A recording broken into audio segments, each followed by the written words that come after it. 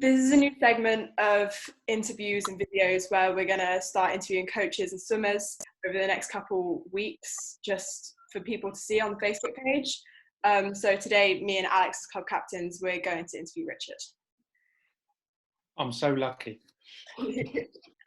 For our first question, we're asking you, where does your love of the sport come from?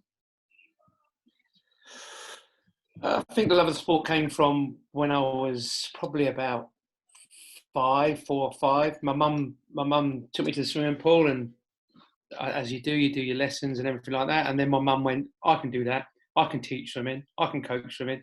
So off she went and got her badges. And then we were the guinea pigs, me and my brother. So we would just learn from her. And I think just love the water. Any time I could be in water, I loved it. If I could jump in puddles, go to the beach, I loved it. And that's all it was, really. It was just a love of water, not a love of swimming. It was just a love of water, to be honest. Good. What made you decide to become a coach? I'd been in the army for a number of years, and I came out of the army, and our first job I ever took was working for a beer company, working in London. And I did a bit of part-time teaching for Portsmouth in my spare time and bits and pieces, and worked with the lower groups. And I got fed up with really getting up at like 5 o'clock in the morning, driving to London, not getting back to 11, then going back up. And then Portsmouth came to me and said, look, you've done a really good job with the younger kids. Would you like to come in and we've got a space now. Would you like to come in and take the next group up? We want you to become a coach for us.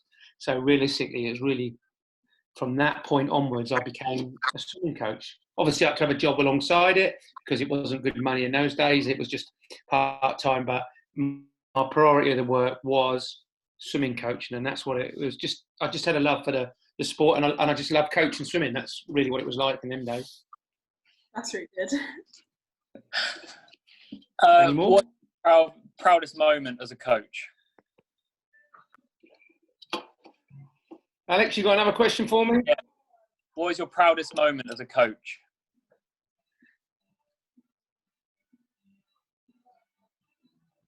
Nah. Can you hear me now? You know, I think for me, I've luckily enough, had a lot of proud moments as a coach. You know, going back to my early days in coaching at Portsmouth North Sea, I think that was probably one of the proudest times I ever had in my life. I brought a group of swimmers through, and they were really, really tough, hard swimmers, and they responded well, and we went on and did some magnificent things at nationals. But I think probably the proudest time I had in coaching was going to Hong Kong. I think I learned a lot of lessons in Hong Kong, and when I went to Hong Kong, I was thrown at the deep end as the head coach, and we were 21st ranked in Hong Kong, and then I managed to get us back to the top 5, top 6. And hang on 2 seconds, I'm doing an interview. That's my granddaughter. We better do that one again, Alex, and then you can cut it. Ask me the question again. What is your proudest moment as a coach? I have many proud moments in swimming as a coach. I think my early days at Portsmouth North will be really fond, and I produced a lot of kids there that went on to swim at nationals and make national finals and win national medals. And for me, that was probably really high up there. And I would have said before I went to Hong Kong, that would be my proudest moment, building that team in Portsmouth North Sea. But going to Hong Kong and working with kids that were really not swimmers and really not actually, you know, swim orientated at all, and taking them from 21 to number 5 in Hong Kong, and then with the school team winning the China Cup and APAC Conference Championships for 6 years on the trot was unbelievable. And the kids I had there, they really did buy into what I wanted to do, and they really did turn swimming around. And I think if I go back and look at it, I'd probably say that was probably my proudest moment, turning that team in from nobody and building them up to be one of the strongest team in Asia, really, school team. And they won the world. They were number in the world in the international schools. So for me, that was a great achievement to do that. But basically, it was their hard work and me just moaning all the time. Nothing normal, everything stays the same. Okay? Yeah, so I wasn't sure about this next question, but is there some sort of philosophy that you try and live by?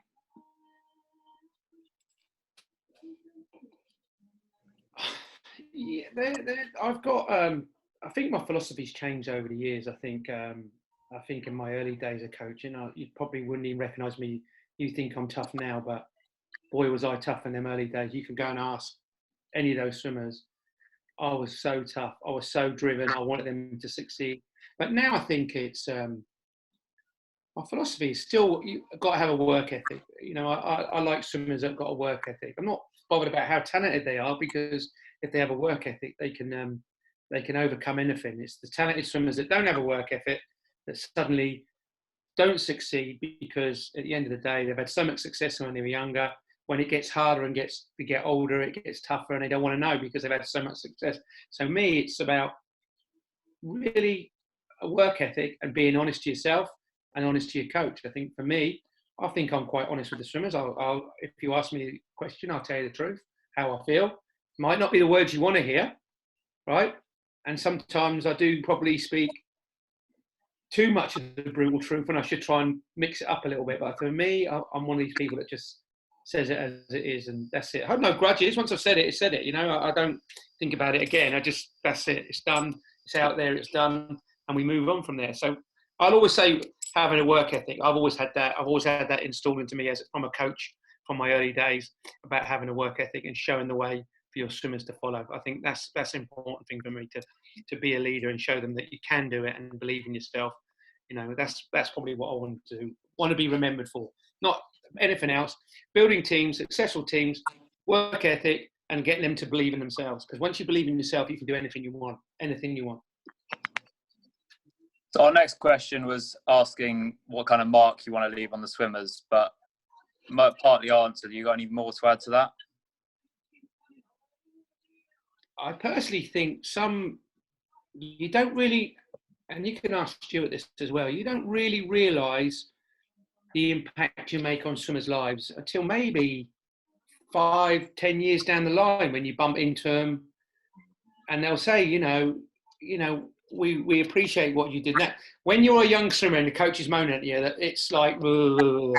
When you've left swimming and you actually focus on what you're trying to do, I think you'll understand more once you've left swimming and understand what the coach has done. But for me is, if you can leave the program and understand that you can succeed in life, no matter what it is, whether it not be swimming, that you can actually become somebody and do something because of the discipline, what swimming has taught you, the highs and lows of swimming will stand you in good stead for the rest of your life.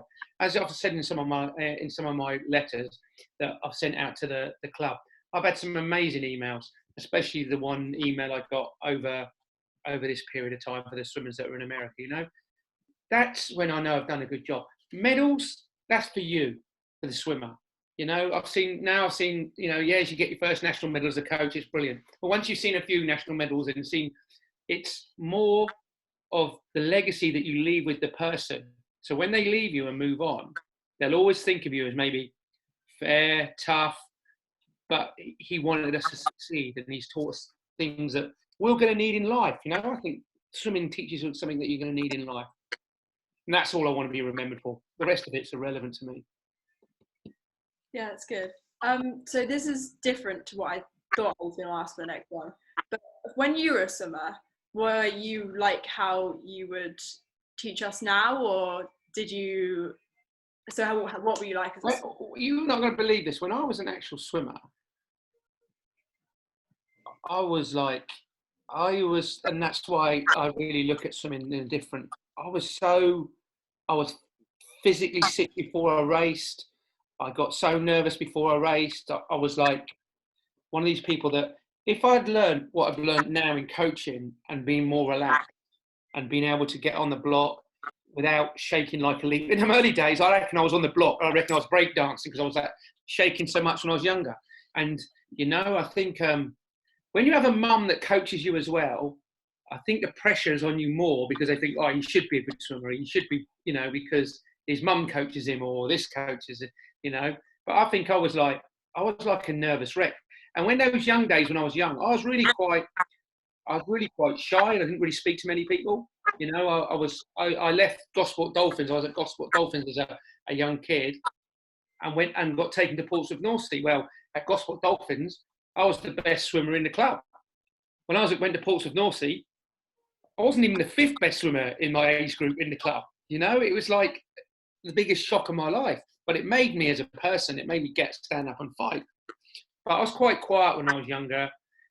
Outside the swimming pool, I'm going to be serious. I'm quite quiet, and I don't really mix with many people. I've got my own friends that I only mix with who know me. Other than that, I'm really quite a quiet person. I know it's hard to see that when you see me on the pool deck, but that's work. When you see me on a pool deck, it's work.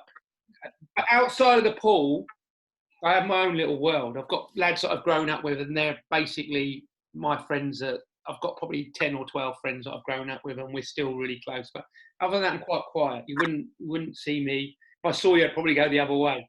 You know what I mean? But yeah, I think I would. I can understand kids that get on that block with pressure and they feel pressure, and the whole world. If you have a bad swim, the whole world's on your shoulders. But realistically, as a coach, I want kids to understand that from failure, you will learn more than from succeeding. And I think I learned more failing in swimming than I ever did winning in swimming. It made me a better person, get my ass kicked or failing, because then I had to dust myself off and go again. I always had this fear of failing, always had it. And it's been like an anxiety of mine for, 30 years. It's always driven me on. It's always made me coach because I can't fail. I don't want to fail. And now I've managed to put that into perspective and calm down. I think I'm a far better coach and a far better person than I was 10, 15 years ago when I first started. And when I was swimming, I think I'm a much better person now, coaching-wise, than when I was a swimmer and a young coach. Do you want to ask? So this was a request from Dom. Yeah, we would quite like the story about Neil Diamond. It probably a lot of people know the story at Portsmouth because of the Neil Diamond. The coaches know it anyway because they were all there. I went to the National probably my second year as head of age group swimming, and I had a nightmare day on the first day. I got these kids and I thought they're going to go. They were really good in training, really good, really fast. I'm thinking, yeah, they're going to make final. I could get a few medals on the first day. I had one disqualification. The boy bombed in the 200 backstroke final. So I come out of the pool, I'm huffing and puffing. I'm like, oh, the whole world's collapsed. Oh, my world's collapsed. So in the end, I went for something to eat with the other coach, Lee. You've probably seen on the pool deck, Lee Baldwin from Portsmouth. And then went back to my hotel room. This is about, 9 o'clock, 9:30. And I couldn't sleep. I was just like, my brain cell was going round and round and round. So I cut this story short. So I thought, I'll go for a walk. I'll go for a walk about 9:30, 10:15. So I thought, ended up in a bar, as you do when you have a little walk. I ended up in a bar. And I had a few drinks, blah, blah, blah. And I must have had a few more than a few drinks because I think I got absolutely hammered, to be honest, because I was like dreading the next day's swimming, right? So I'm back at the pool the next day. I've got a bit of a hangover, but I'm in the queue to get a coffee and a couple of coaches from Portsmouth with me. And people are nudging me and going, you were really good last night. I'm like, what are you on about? What are you on about? No, you were so funny, mate. You were really good. And I was going, and the other coach looked at me, you went to your bed at 9 o'clock. I went, well, no, I didn't actually. I went out for a walk. And apparently, they had this act on at this club. Well, I knocked the act off the stage and got up there and did Neil Diamond, Love on the Rocks. And I must have sang it because they wanted me to sing it. And I don't remember this, to be blatantly honest. I'm being truthful here. 4 times. And the crowd, and then the next day at the swimming pool, all these parents were coming up to me from other clubs going, you were unbelievable last night. And I'm just looking at them going, oh, I don't know what you're talking about. And then the whole story comes out because one of them tells Lee what it was like. And I was like, and I really, really honestly couldn't remember. I was too in my own world from the swimming during the day. And I must have got fairly drunk because was one of the first times I ever got really drunk. I never drink at swimming meets normally, but I was so gutted. And that's what it's about. And that's all Dom knows. Dom just knows the story that asked Richard about Love on the Rocks. And that's all it was. I just got hammered, right, as a young coach, got up on the stage. Don't get me wrong, I was there in the morning at the same time as normal. I wasn't stinking a bit, but I must have got on the stage and I must have knocked the drag act off the stage and just carried on singing for Love on the Rocks for Neil Diamond. Please say one of them's got a recording of that. I don't really know, because none of the coaches would remember me. That's what they couldn't understand, because they all saw me go back to my room at about 9 o'clock. They couldn't understand because I couldn't sleep. I just got up again. Well, you'll get there one day in that lifetime and just do something but I couldn't remember anyway. And I really couldn't care less anyway. It's part of the folklore that I have at Portsmouth North Sea. You know? So I can't remember what happens. I don't really care really. So it just makes my if you talk to swimmers in my heyday, they'll all have stories. They'll all have mythical stories about me. And over the years, they've grown and grown and grown. You can ask Sophie Teasdale. Here's one for you now. Sophie Teasdale, one of your swimmers, came to Portsmouth North Sea, came in to swim with me. We're hitting a really hard session. And she stops and goes, I feel sick, Richard. I feel sick, Richard. So the cleaner was near me. So I grabbed the cleaner's mop and bucket, kicked the bucket over to her. I said, if you're going to be sick in the bucket. And I said, and if you do miss the bucket, here's the mop and get mopping. And you'll be mopping the pool afterwards. Her face was just absolutely white. And if you ask her now, she'll tell you the same story. But it's got bigger and bigger, this story, you know. I must have got the whole cleaning company in, but the stories just grow bigger and bigger. Yeah. So there you go. Yeah, okay. I think that's it for questions. Yeah. Ask me a few questions about swimmers. So ask me a few questions about swimmers that I've taken, and ask me a few questions about things like that, about what kind of swimmers did you have in your days, in your early days, and that way then people will understand what I want in swimming. Yeah. Yeah. Actually, right, so you can audit this, can't you? Edit this. Yeah, we can edit this out. Yeah, really easy. All right.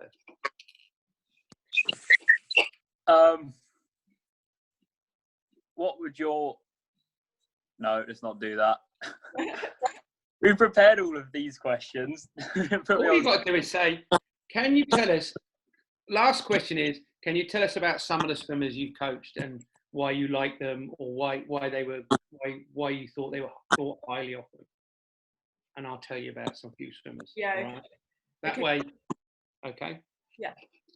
So, Richard, so some of the swimmers you coached previously, why did you like them or why didn't you like them, etc., etc. I won't go to the ones I don't like, because that's. Yeah, no, I can't really do the ones I don't like, because there was many of them actually. But for me, I think when I first started coaching, I was absolutely lucky enough at Portsmouth to have a group of swimmers that were absolutely animals in training. I mean, they were phenomenal in training. I had Molly Vincent, 11 years old, going 5 minutes flat, long course, 400 IM. I had Claudia Murphy. If you think about the Hampshires, the last heat of the 400 free, the 400 IM and the 15 and 800 freestyle were all my girls. All of them were. And I had, in that era, I was lucky enough, one of the few coaches at Portsmouth North Sea to ever have two teams, A and B team, in a national final, in a relay final. And these girls were as tough as they could be. And it was always like a pleasure really to take them. But God, were they hard work. You lot think you're hard work. I'll tell you what, they were even harder work than you lot. They never stopped chatting. They never stopped arguing. They never stopped moaning. They never stopped groaning. But when it come to racing, I didn't really have to tell them. I just had to look at them. And I used to just say to them, it's time. And they did it, you know. At Portsmouth North Sea, I had a group of boys as well. Oliver King-Cup, Fowler, Tom Gregson. They all went on to swim, you know, national finals, you know, and win gold medals. And these kids were no different to the kids that got at Fareham. But what they ended up doing is they actually believed that they could be good. They actually believed they all could be good. And once the whole thing got rolling, it was unbelievable. The medals we won records. We've got some of the records are still there at the county championships. Yeah. But if you're going to go and talk about swimmers that were really etched in my brain, there's probably 3 swimmers that are really etched in my brain. Funny enough, they're girl swimmers as well. But one was a girl called Jamie Young. She's now at Michigan on a scholarship and would have swam the Olympic Games this year. She was the most naturally talented girl, 200, 150 breaststroker that I've ever taken. Pain in my backside, but she was unbelievably talented. And I think she learned more through swimming, and she understood what I was trying to do with her at that young age, because most of her coaches were Chinese, and then she had a Western coach who was like unbelievable to her. But she then went to America and she realised, and she came back and said, I understand now what you were trying to do when I was younger, before she got the scholarship. She made the national team, and in Hong Kong, when you make the national team, you go and swim with the national team. So at 16 and a half, she left me and swam with the national team. After 3 weeks to leaving me, she broke the Hong Kong record. So I had something to do with that. She went 227, 200 breaststroke. But she was phenomenally talented. The other 2 girls, the next girl I'll talk about is a girl called Gabby Way, who's just swimming now, who's just now got a scholarship to go to Northwestern University in America next year. This girl, I saw her at 7 years old, and there was just this. I remember coaching the older kids, and this little girl used to come in early every single session, come in early and just put her feet in the water, just play with the water. I've never seen anything in my life. I just watched this girl play with the water, her feet in, her feet up, her feet in, just playing with the water. And then later on, I coached her since she was like 9 years old, 10 years old. And she's now breaking Jamie's records in the club and in Hong Kong. But another one, this girl just loved swimming, absolutely loved swimming. And her face just lit up. Every time she was in the water, her face just lit up. And she was, for me, such a pleasure to coach. And that was one of the hardest things about me leaving Hong Kong, because I left her, she still had 2 years to do. But for me, she just embedded swimming in. Her love for swimming and her love for the water was unbelievable. And the last swimmer I'll talk about is probably the best swimmer that I've ever coached. And me and her, we would argue every single session. And I'm not just talking argue. We would stand up rows on the pool deck. It was like chalk and cheese. But we just clicked when it came to swimming. I saw this girl swim at 11 years old in a school team, and I told her mum she needs to come in for a time trial on the 200 freestyle. And mum said, oh, she's not very good. I said, look, just give her a time trial on the 200 and I'll see if I'll coach her. She came in, she went 211, 200 freestyle. And I said to her mum, she's good. And mum's quite like Japanese, so she was quite thin, quite mellowed about everything. But she's, so I had her into my group, took her into my group. And for the next sort of 5 years, she out-trained every single kid I had in the pool, every boy, every girl. She would just, and I'm telling you, she cried in training every single session. But when you go on to do what she did, she went at 13 years old, 12. No, she was not quite 13. She went 417, 400 freestyle. She went 214, 200 fly. And then we brought a small team over to Scotland to swim the Scottish Nationals. I think she swam 16 times in 5 days. And I think she broke the Scottish record, all-comers record on the 1500 free, the 800 free. I think she won the 400 fly, 400 IM, 200 IM, the 200 fly, second on the 100 fly. And then she went to Canada and picked up another 6 medals. Well, Scotland and Canada were both asking for her to swim for them in the nationals for them in coming years. But as I say, in life, you have people that come in and come out of your life. She's still a big part of my life. I still talk to her now and we get on really well. But she then found boys at the age of 15, 16. And it changed the whole of her life. She got her first boyfriend and she didn't want to come swimming. She wanted to be with her boyfriend and bits and pieces like that. But, you know, when you're talking about a girl that absolutely had the world at her feet, but never made it, that was her name. Her name was Kiki Anderson. And if you want to see how well she can swim, if you Google 2014 and watch the 1500 freestyle, I think she finished the last 100 on about a 62.5. Yeah. Okay, so for me, I'm now really, we still talk to each other now, and there was never any animosity between me and her when she said, oh, I don't want to do this anymore, right? Because I'm a great believer. If you don't want to do it, you don't want to do it, you know. But she was phenomenal, and I will never, ever, ever forget her face when she broke the Hong Kong record on the 200 fly when she went 2:13.5. You know, that was the 14-year-old record non-course, 2:13.05 she went. It was a picture, and the next day she went on and broke the 1500 record by going 16:44. But that girl, she raced 3 girls that made a Canadian Olympic team in the last Olympics, and she'd beaten them all. So for me, she will always be probably the best swimmer that I've ever taken, along with Gabby and Jamie, but for different reasons. She would probably be the best swimmer I've ever taken. Now, hopefully, looking at what I've got at Fareham, okay, I think I've got some absolutely swimmers that could really do something in swimming over the next 5 years in Fareham. It's just now getting them to understand that to get somewhere in life, you've got to have that work ethic. You've got to have that belief. And I think, and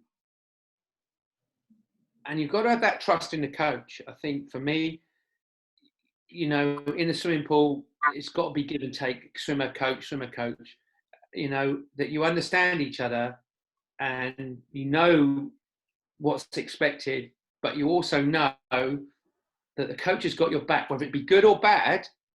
And I've stood on the pool side after taking some horrendous whoopings in my swimming career as a coach, where we've absolutely got mullered, and I've had to smile, I've had to shake people's hand, and boy did I hate it. Boy did I hate it, right?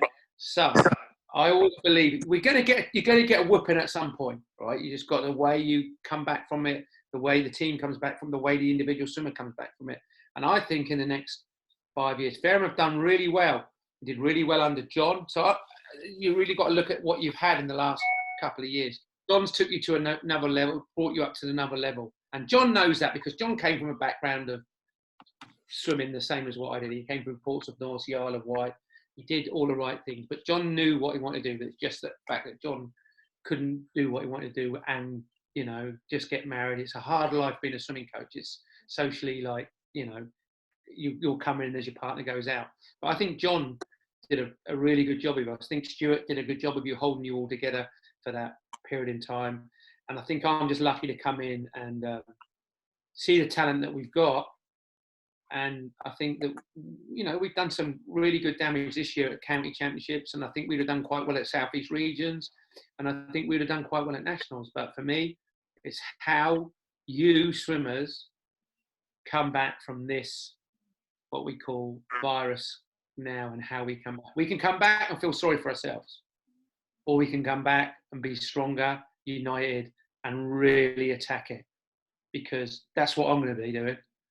When we come back, I'm going to be coming back to be better, stronger, fitter, harder club to beat, not just let anyone beat us, because now we are ranked 4th. I don't want to be 4th. I no point being 4th when we can be 1st. Yeah, and they're all bigger clubs than us. But if you believe, I'm telling you now, if I can get those kids in Hong Kong to believe, and they could not swim as fast as you lot when I first took them, and they were unbeaten for my last 6 years in the Chinese school championships and the Asian Pacific championships. They were unbeaten. Now you lot can do that by just believing. And I think we were getting it. I think we were getting it really well. You know, we had some up and downs in the Hampshires, and I expected that. But as a group of swimmers, we were starting to come together. And I think we would have had a very good Southeast regions. We would have had a very good Easter meet. We were starting to look as a team. And that's what I want. If we're a team, we'll beat anybody. As a team, we'll beat anyone. Whether it be an individual sport or not, we are still a team. And it is still a team event. And if everyone gets going, the roll starts, it starts happening. You start seeing results after another, after another, after another. Go and ask the kids from Kingston. They'll tell you. 2 years ago, I took them on. They had nothing. They come 5th or 6th at the Surreys. And they won about 27 medals. I think the year before that, they won about 8 to 10 medals. So it's all about believing. I believe in the swimmers. I know I don't always show it, and I know I'm hard as nails on the pool deck, but my job is to be like that, right? My job is not to think negatively, oh, we can't do this, we can do anything. As a squad and as individual swimmers, we can do anything.